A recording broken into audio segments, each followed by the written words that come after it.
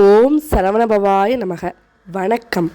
தனுசு ராசிக்கான குரு பயிற்சி பலன்கள், அதாவது வருகின்ற 2025-26 ஆண்டின் குரு பயிற்சி பலன்கள் பற்றி பார்க்கலாம். குரு எப்போ பயிற்சி ஆகிறார் அப்படின்னு பார்த்தீங்கன்னா 14/5/2025 இரவு 10:37 மணி அளவில் இதுவரையிலும் ரிஷபத்தில் இருந்து வந்த குரு பகவான் மிதுனத்திற்கு பெயர்ச்சியாக இருக்கிறார். குரு பெயர்ச்சி அப்படின்னாலே ஒரு வருட காலம் அப்படின்னு நம்ம எல்லாத்துக்கும் தெரியும். அதில் பார்த்திங்கன்னா அதிசார பயிற்சி அப்படின்னு ஒரு பெயர்ச்சி நிகழும். அதிசாரம் அப்படின்னா என்ன அப்படின்னா முன்னோக்கி அப்படின்னு அர்த்தம். அதாவது மிதுனத்திலிருந்து கடகத்தில் ஒரு 49 நாட்கள் குரு கடகத்தில் சஞ்சாரம் செய்வார். அதுதான் அதிசார பயிற்சி அப்படின்னு சொல்கிறோம். அந்த 49 நாட்களுக்கு பிறகு வக்ரகதி அடைந்திருவார். அதாவது 49 நாட்களுக்கு பிறகு பழைய நிலைமைக்கே வந்துடுவார். இப்படி தான் ஒரு வருட காலம் நிகழும். எப்போ அப்படின்னு பார்த்தீங்கன்னா அக்டோபர் 18 டிசம்பர் 5 வரைக்கும் இந்த அதிசார பயிற்சி இருக்கும். டிசம்பர் 5 மேலே மிதுனத்திலேயே குரு பகவான் சஞ்சாரம் செய்வார். அதாவது குரு மிதுனத்துக்கே வந்துடுவார். இப்படி தான் ஒரு வருட காலம் இருக்கும். எந்த பயிற்சியாக இருந்தாலும், குரு பயிற்சியாக இருந்தாலும், சனி பயிற்சியாக இருந்தாலும், ராகு கேதுவாக இருந்தாலும், எப்படி எந்த ஒரு பயிற்சியாக இருந்தாலுமே 40% மட்டுமே கோச்சார பலன்களை தரும். மீதி 60% பார்த்தீங்கன்னா தனிப்பட்ட ஜாதகரோட கட்டங்களோட அமைப்பை பொறுத்தும் நடக்கின்ற தசாபுத்தியை பொறுத்தும் தான் பலன்கள் வேறுபடும். தனுசு ராசிக்கான குரு பயிற்சி பலன்களை பற்றி பார்க்கலாம். தனுசு ராசிக்கு குரு இந்த வருடம் 7ஆம் இடம், அதாவது கலத்திரஸ்தானத்திற்கு பயிற்சியாக இருக்கார். இதுவரையிலும் 6ஆம் இடமான ரணரோக சத்துருஸ்தானத்திலிருந்து 7ஆம் இடமான கலத்திரஸ்தானத்துக்கு பயிற்சியாக இருக்கார். பொதுவாகவே இயற்கையான சுபகிரகம் அப்படிங்கிறது பார்த்திங்கன்னா குரு மட்டும்தான். நவகிரகங்கள்லேயே இயற்கை சுபர் அப்படிங்கிறது குரு. அந்த குரு தான் நிற்கிற இடத்த விட பார்க்குற பார்வைக்கே பலன்கள் மிக மிக அதிகம். அந்த 7ஆம் இடத்துல நின்று 5, 7, 9ஆம் பார்வையாக எந்தெந்த இடங்களெல்லாம் பார்க்குறாரு அப்படின்னு பார்த்தீங்கன்னா 5ஆம் பார்வையாக லாபஸ்தானத்தை பார்க்கிறார்.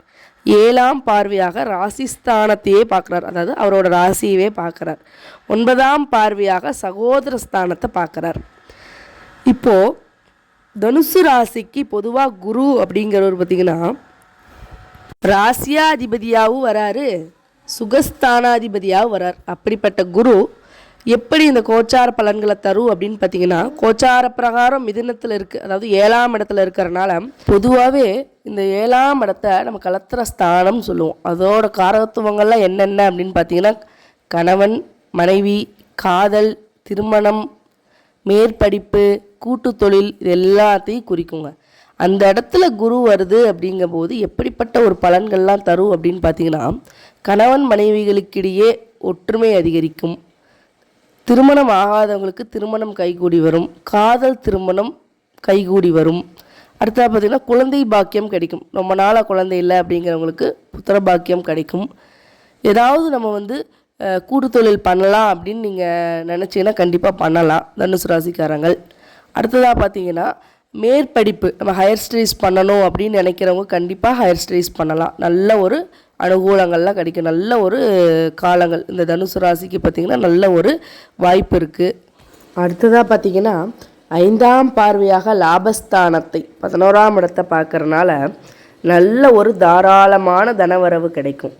உடன் பிறந்தவர்களின் மூலம் நல்ல ஒரு அனுகூலங்கள்லாம் கிடைக்கிறதுக்கு நல்ல ஒரு வாய்ப்பு இருக்குது. அடுத்ததாக சமூகத்தில் புகழ், கௌரவம், அந்தஸ்து எல்லாமே கிடைக்கும். குழந்தைகள் மூலம் மகிழ்ச்சியும் அனுகூலங்களும் கிடைக்கும். சிறந்த குடும்ப வாழ்க்கை அமையும். குடும்ப வாழ்க்கையில் ஏதாவது பிரச்சனைகள், சிக்கல்கள் இருந்திருந்தாலும் இந்த காலகட்டத்தில், அதாவது இந்த குரு பயிற்சிக்கு அப்புறம் நல்ல ஒரு சிறந்த குடும்ப வாழ்க்கை அமையும். திடீர் அதிர்ஷ்டங்கள்லாம் கிடைக்கும். இந்த 5ஆம் பார்வையாக லாபஸ்தானத்தை பார்க்கறதுனால திடீர் அதிர்ஷ்டம் கிடைக்கும். அடுத்ததாக 7ஆம் பார்வையாக ராசிஸ்தானத்தை பார்ப்பதினால் எப்படிப்பட்ட ஒரு பலன்கள். இதில் பார்த்திங்கன்னா 7ஆம் பார்வையாக அவரோட ராசியவே அவர் பார்க்குறாரு. அதாவது தனுசு ராசிக்கு உண்டான அதிபதியே குரு தான். அவர் வந்து அந்த 7ஆம் பார்வையாக அந்த தனுசு ராசியே பார்க்குறப்ப எப்படிப்பட்ட ஒரு பலன் கிடைக்கும் அப்படின்னு பார்த்திங்கன்னா, எதிலும் ஒரு நல்ல ஒரு துணிச்சல் இருக்கும். இதுவரையிலான அந்த ஒரு மந்தத்தன்மை விலகி நல்ல ஒரு சுறுசுறுப்பான ஒரு நிலை உருவாகும். அடுத்த பார்த்தா தேவையற்ற சிந்தனைகள், தேவையற்ற எண்ணங்கள், குழப்பங்கள் இதெல்லாம் விலகி நல்ல ஒரு தெளிவு பிறக்கும். நல்ல ஒரு தைரியம், வீரம், ஒரு நல்ல ஒரு பிரிஸ்கான ஒரு இது வந்து நமக்கு அப்படி தெரியும்.